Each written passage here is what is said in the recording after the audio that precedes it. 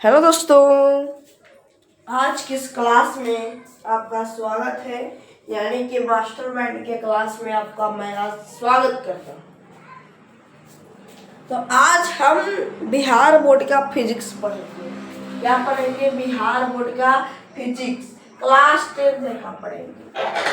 कौन क्लास का? क्लास 10।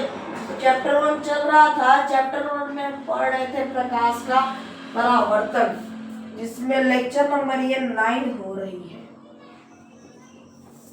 आप ये जानते होंगे, मैंने लेक्चर नंबर 8 में दर्पण सूत्र प्रूव किया था। वो दर्पण सूत्र जो था वो किस चीज पर था? वो अवतल दर्पण के लिए था। किसके लिए था? अवतल दर्पण के लिए। आज हम देखेंगे उत्तल दर्पण के लिए दर्पण सूत्र प्रूव करिए। किसके लिए? उत्तल दर्पण के लिए दर्पण सूत्र प्रूव करना है। तो चलिए इसको भी प्रूव कर देंगे। ये भी आपका सवाल में इम्पोर्टेंट है। और ये मैं आप लोग को बात बता दूं, मैं जितना भी बिहार बोर्ड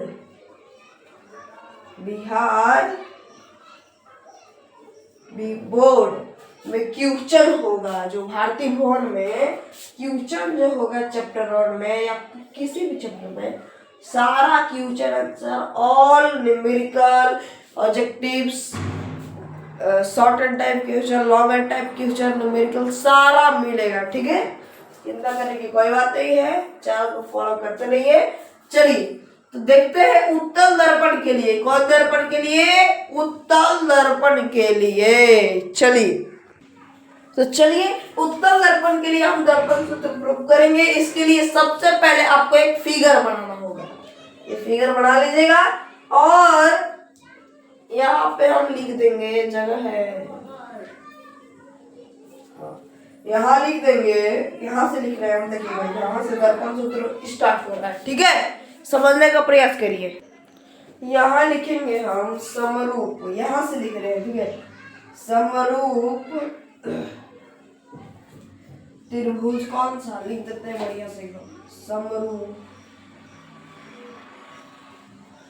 त्रिभुज OAC एवं त्रिभुज IBC। OAC देखिए, O ये है, ठीक है, ये है, भूल गए लिखना। देखिए OAC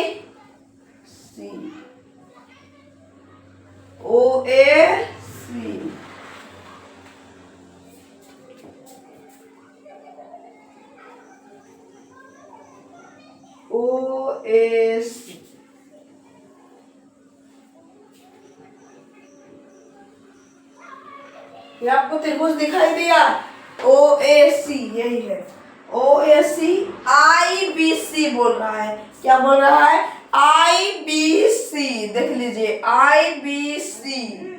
ठीक है, ये है IBC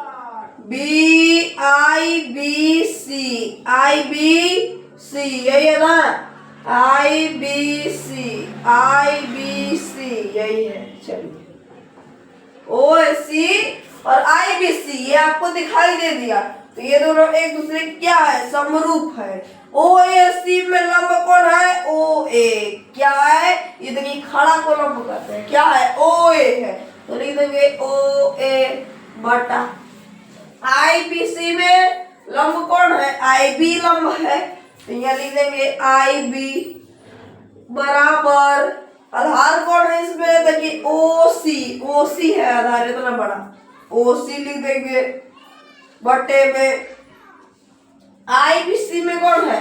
ये वाला है IC है। यह है IC है। यही ना, समझने का प्रयास करिए, यही है ना। चलिए अब आगे इसको हल करते हैं। तो अब यहाँ पे हम क्या करेंगे? ये देखिए OA बटा IB ये हम लिख लेंगे, ये तो लिख लेंगे। अब इसको तो OC है, OC यही है ना? OC और यहाँ है आपका ध्रुव, ये बीच में आपका थ्रू। ठीक है, समझ रहे हैं ना आप सब? समझ में आ रही है ना? हाँ, अभी बात निकली है। तो लिख लेंगे यहां से PO, ये PO यहाँ की दूरी, तो लिख देंगे कि PO प्लस के PO प्लस, अब देखिए PC यहाँ पे भी तो है, तो लिख देंगे PC बराबर IC है। क्या है? IC। IC देखिए IC कहाँ है?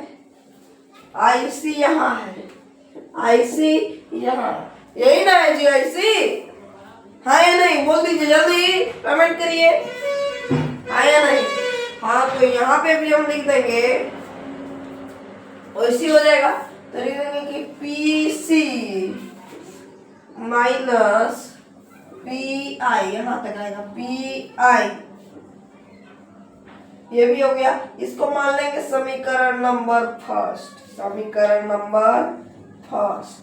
ठीक है, समीकरण नंबर फर्स्ट मान लीजिए। ठीक है, चलिए आगे बढ़ते हैं अब समीकरण नंबर 2 निकालने के लिए। समीकरण नंबर फर्स्ट निकल गया, हाँ या नहीं? तो चलिए अब लिखेंगे यहाँ पे, यहाँ जगह है ना, तो लिखेंगे इसी प्रकार समीकरण, इसी प्रकार एक और त्रिभुज लेना पड़ेगा, 2 और त्रिभुज लेना पड़ेगा। कितना? 2। तो लिख देंगे इसी प्रकार समरूप त्रिभुज, इसी प्रकार समरूप त्रिभुज, समरूप त्रिभुज Q, देखिए कहाँ है Q? Q इसको M कहते हैं, QMF, QMF, ये वाला QMF, QMF, QMF, यही वाला है ना जी, दिखाई दे दिया? हाँ, यही वाला है QMF। समझ में आ रहा है ना? एक त्रिभुज वो ले लिए, अब एक और त्रिभुज लेंगे, अब लेंगे IBF, ये छोटा त्रिभुज IBF, IBF, QMF वाला, अब IBF, ये छोटा त्रिभुज 2 हो गया, जो समरूप तत्व है उसी। तो लिख देंगे एवं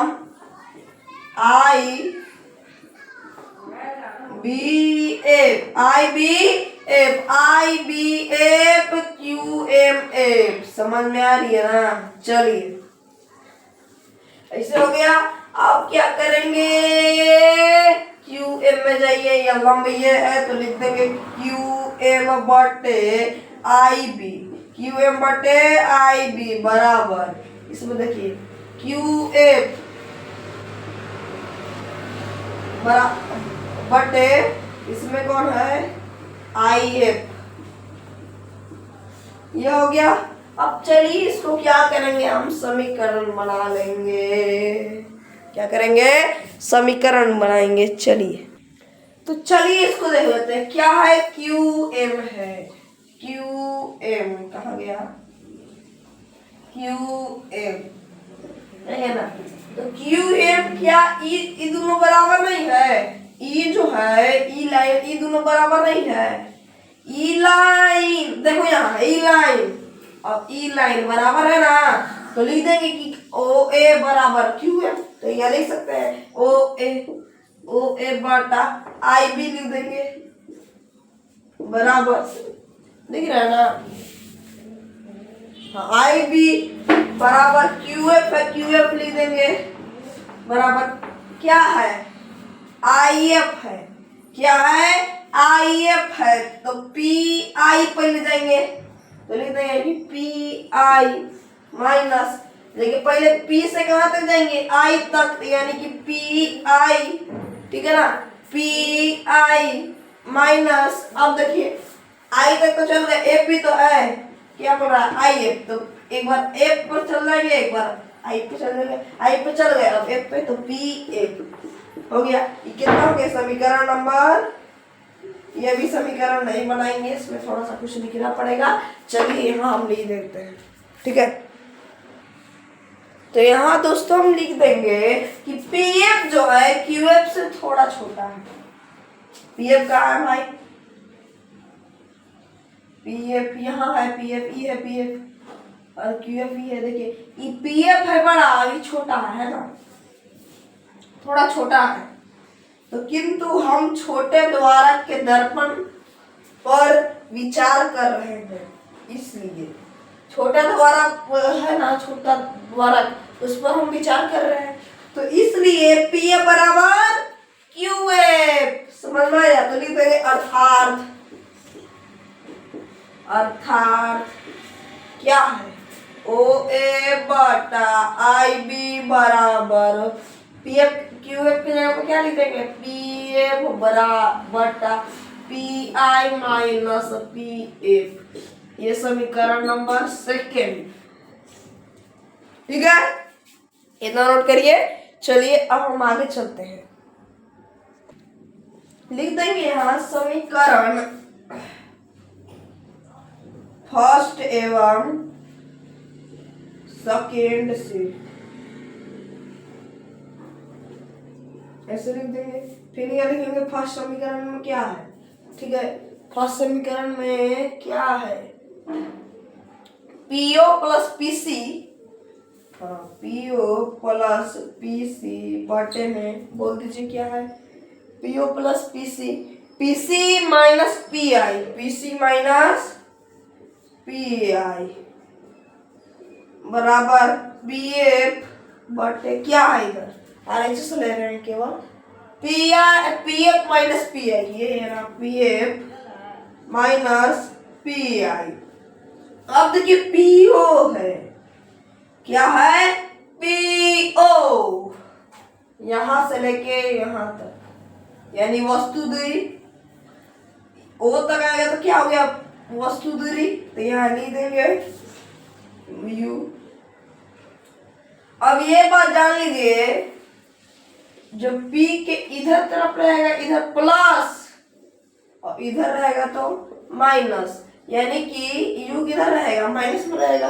उधर रहेगा तो प्लस, इधर रहेगा तो माइनस। अब बात है U माइनस में रहेगा प्लस में, माइनस में रहेगा क्योंकि U इधर है। माइनस U प्लस के पीसी प्लस में चल गया पीसी, तो क्या है ये पीसी? पी से लेकर सी तक वक्रता त्रिज्या, वक्रता त्रिज्या यानी कि 2f, ऐसे लिख देंगे बटा पीसी वही 2f minus P I, P से लेके आई तक ये प्लस में चल गया, यानी कि प्रतिबिंब दूरी भी बराबर पी एफ, यानी कि फोकस दूरी एफ, पी एफ फोकस दूरी एफ माइनस पी आई प्रतिबिंब दूरी भी। हो गया इसे। अब चलिए अब इसको हल करेंगे। क्या करेंगे? हल करेंगे।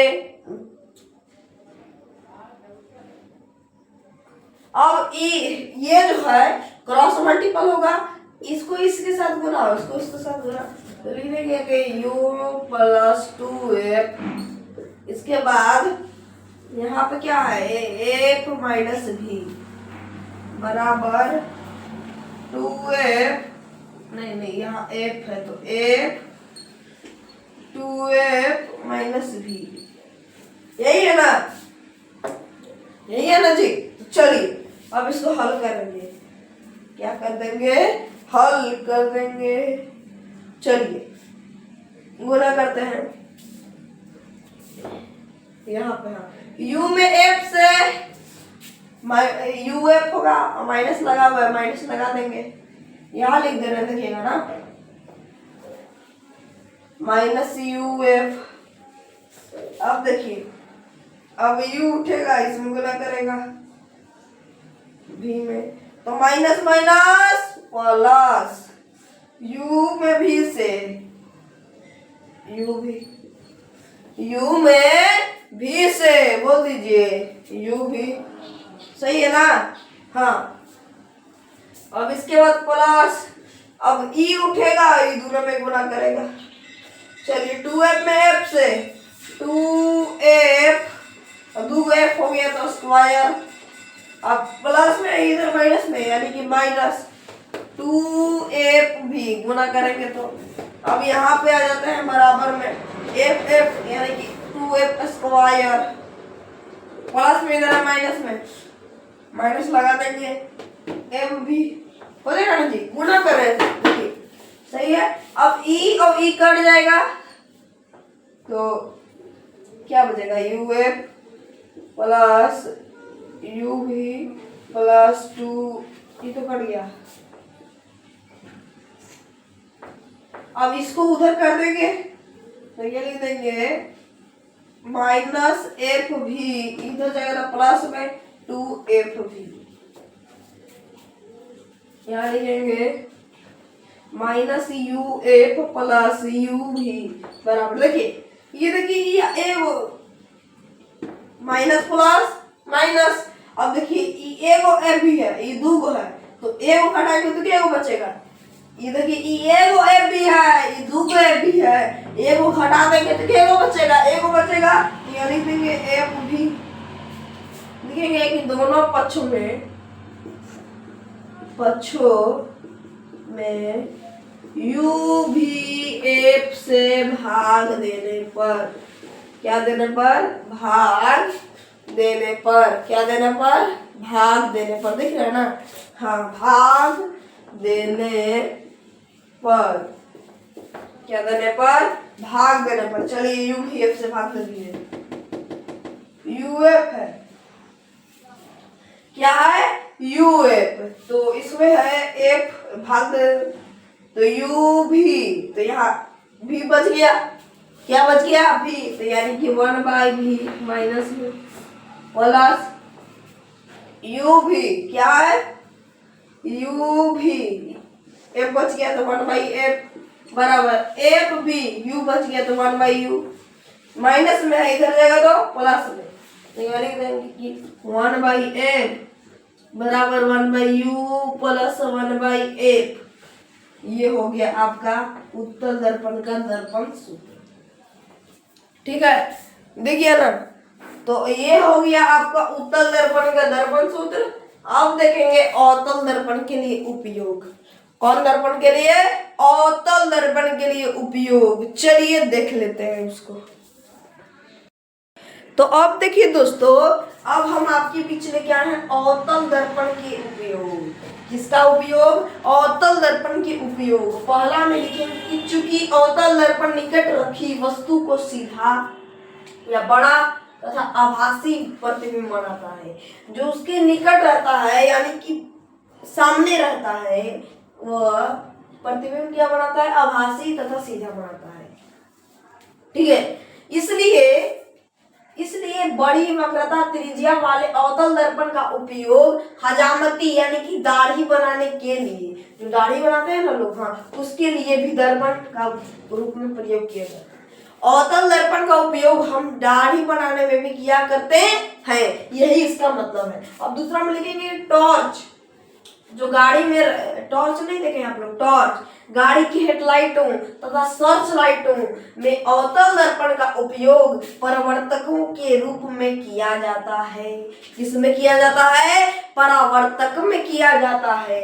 इनमें प्रकाश स्रोत को अवतल दर्पण के फोकस पर रखा जाता है, अवतल दर्पण का फोकस पर रखा जाता है, ये मैंने अवतल दर्पण का फोकस पढ़ाया है, उस पर रखा जाता है, जिससे परावर्तन के बाद प्रकाश का समांतर किरण पुंज, कौन किरण पुंज, समांतर किरण पुंज, जो एकदम सीधा सीधा रेखा देता है, सीधा सीधा लाइट देता है, उसी को कहते हैं समांतर किरण पुंज प्राप्त होता है। क्या होता है, प्राप्त होता है। तीसरा नंबर ये रोगी और डॉक्टर के बीच की बात है। रोगी की नाक, कान, गले, दांत आदि जांच के लिए डॉक्टर किसका उपयोग करते हैं, अवतल दर्पण का उपयोग करते हैं। जो डॉक्टर जो होते हैं वो किसका उपयोग करते हैं, वो अवतल दर्पण का उपयोग करते हैं, जो किसी प्रकाश स्रोत, जैसे बिजली का बल्ब, ये प्रकाश स्रोत है, हाँ, बिजली का बल्ब से आती प्रकाश एक छोटी सी जगह से केंद्रित कर देती है। देखिए, इलाज करने के लिए डॉक्टर क्या करते हैं, उस पर कुछ डाल देते हैं रोगी अपने दिमाग में। वो जो बल्ब जो होता है, अब देखेंगे जो डॉक्टर होते हैं वो कुछ पहन लेते हैं, और वहां से जब बॉल से प्रकाश आता है इस पे, तो रोगी के आंख पे जाता है। प्रकाश यहाँ से टकरा कर, अवतल दर्पण पे टकरा कर वो रोगी के आंख पे जाता है। यही इसका तीसरा नंबर के कहने का मतलब है। अब चलिए हम चौथा नंबर देखेंगे, अवतल दर्पण का उपयोग। चलिए आगे बढ़ाते हैं जल्दी जल्दी क्लास को, क्योंकि देरी होते जा रही है। चलिए चौथा नंबर में लिखेंगे कि सौर भट्टियों से सूर्य आती उष्मा ऊर्जा को बड़े बड़े अवतल दर्पणों द्वारा छोटी जगह पर केंद्रित कर दिया जाता है। बड़े बड़े अवतल दर्पणों के द्वारा, जो बड़ा बड़ा अवतल दर्पण होता है उसके द्वारा क्या कर दिया जाता है, केंद्रित कर दिया जाता है। और इसे प्राप्त उष्मा से कई प्रकार के उपयोग लिए जा सकते हैं। इससे कई प्रकार के जो उपयोग होता है वो लिए जा सकते हैं। ठीक है, तो यही था ये आपका चौथा नंबर का कहना। अब आगे हम बढ़ेंगे।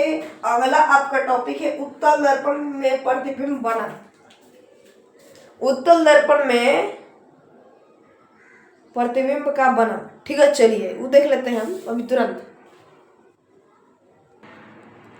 ये देखिए दोस्तों, अब है उत्तल दर्पण में प्रतिबिंब का बनना।